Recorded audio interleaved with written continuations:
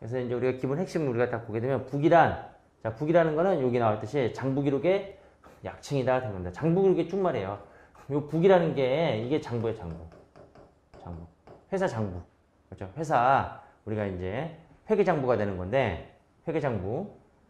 회계장부도 물론 이제 크게 두 가지로 나눠요. 주요장부하고 보조장부로 나눠지는데 뭐 그거는 뭐 중요하지 않고 이제 회계장부에 이제 장부 기록하는 게 바로 북이다. 그래서 장부 기록의 약칭으로서 자 여기서 이제 중요한 말은 뭐냐면 재산의 증감 변화를 기록한다는 거예요. 재산의 증감 변화를 우리가 일정한 원리에 따라서 우리가 이제 여기서 말하는 이 일정한 원리는 바로 복식부기 원리가 되는 겁니다. 복식부기 원리가 되는 거고 복식부기 원리에 따라서 이제 우리가 작성하게 되는 거고 이 재산의 증감 변화다 이렇게 나와 있는데 여기서 말하는 이 재산이라는 거는 이제 우리가 뒤에서 나오겠지만 이 재산 주로 자산과 부채를 의미하는 거예요. 자산과 부채. 자산이 뭐냐, 부채가 뭐냐. 요거는 이제 뒤에서 이제 또 바로 설명이 될 겁니다. 그러한 자산, 부채의 변동. 우리가 이 자산에서 부채 뺀 거를 우리가 뭐라고 그러냐면 순자산이다 이렇게 얘기를 해요. 순자산. 주식회사 같은 경우에는 요 순자산의 몫이 우리가 이제 주주의 몫이 되기 때문에 요 순자산의 몫인 요 순자산 부분을 우리가 자본이다 이렇게도 얘기해요. 네. 그래서 이제 자산에서 부채 뺀 거를 우리가 자본 또는 순자산 이렇게 우리가 이제 표현을 하는데 바로 이러한 자산과 부채의 변동이 있으면 순자산 변동이 되겠죠. 이러한 순자산의 증가 감소 변화. 증가 감소 요 변화. 여기서 말하는 이 변화는 구성 항목의 변화를 나타내는 거예요. 구성 항목의 변화. 증감하고 변화가 같은 말이 아니냐라고 이제 여러분들이 생각할 수가 있는데 정확하게 이제 우리가 재산의 증감과 이 변화라는 걸 우리가 이제 구분한다라고 하면 자 이렇게 볼 수가 있어요. 자 내가 가지고 있는 재산이 자 현금 10억이 있고 그 다음에 아파트가 한 채 있는데 이 아파트도 10억이다 이렇게 가정을 해볼게요. 그러면 나의 자산 총액은 그렇죠? 자산이라는 게 결국 이게 쉽게 얘기하면 이게 결국 내 거예요. 내 거. 그렇죠? 내 소유권.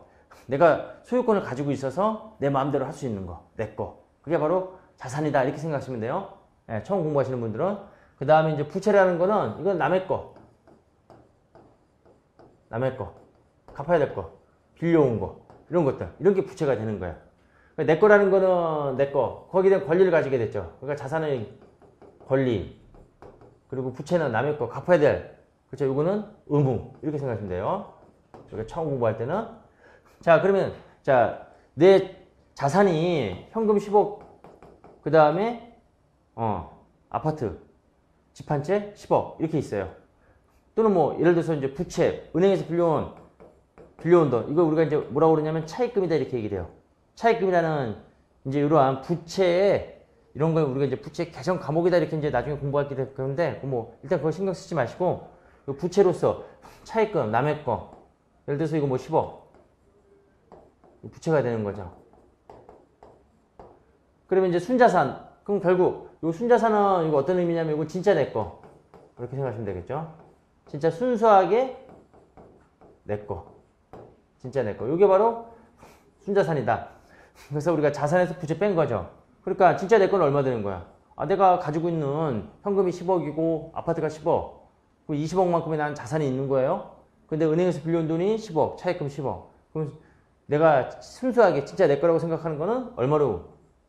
그렇죠? 10억으로 우리가 생각을 하겠죠. 그럼 이게 바로 뭐가 되냐면 이게 자본이다 하는 겁니다. 자본, 우리가 순자산이다 이렇게 얘기를 하는 거죠. 자본, 순자산. 자, 이렇게 해서 이제 이러한 재산의 증감 변화를 체계적으로 기록하는 방법이 이걸 우리가 이제 북이다 이렇게 얘기를 해요. 그럼 여기서 이제 재산의 이제 증감과 변화에 대한 차이를 우리가 이제 살펴보게 되면 만약에 내가 이제 1년 동안, 그쵸, 직장을 다니면서 월급을 받아가지고 내가 차곡차곡 다 모았는데, 자, 모아놓은 금액이, 자, 1억이에요. 1억. 그러면 이제 기초에는 1월 1일 시점, 우리가 이제 기초다 이렇게 얘기를 하는데, 뭐 뒤에 다 나오는 설명인데, 일단 내가 1월 1일 시점에는 내 순자산이 내 자산과 부채와 자본이 이런 상태였어요. 그런데 내가 1년 동안 1월 1일에서 12월 31일까지 1년 동안 일을 해서 내가 1억을 모았어요. 그렇죠? 뭐 돈 벌고 또 돈도 쓰겠죠. 뭐 벌고 쓰는 거 그거 다 감안해가지고 결국 1억을 모았다가 하는 겁니다.